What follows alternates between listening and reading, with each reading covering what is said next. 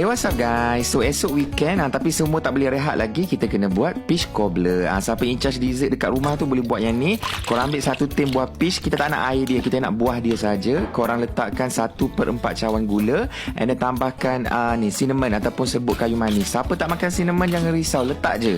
Dia tak akan rasa sangat nanti. Okey, ambil 1 cawan tepung gandum, setengah cawan gula, 2 teaspoon baking powder, and then garam sikit. Lepas tu 2/3 cawan fresh milk, and then masukkan 1 biji telur, 1 penutup kecil asam vanila, kacau sampai sebati, and then korang ambil 2 sudu butter, korang cairkan sekejap saja. Lepas tu kita layerkan butter dulu kat bawah, lepas tu letakkan adunan tu kat atas, and baru letak kita punya buah peach dekat atas.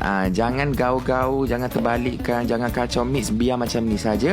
And then lepas tu bakar dalam oven pada suhu 175 Celsius selama 40 minit. Dia akan keluar cantik golden brown macam ni. Boleh serve makan panas-panas. Buat buka puasa boleh, tapi I think better makan time morih kot lagi enjoy. And letakkan aiskrim vanila kat atas. Sangat sedap. Tolonglah buat simple saja. Jangan give up lagi. I know you can do it. Kita teruskan buat assignment ni one by one sampai jadi. Oh, sedap ya.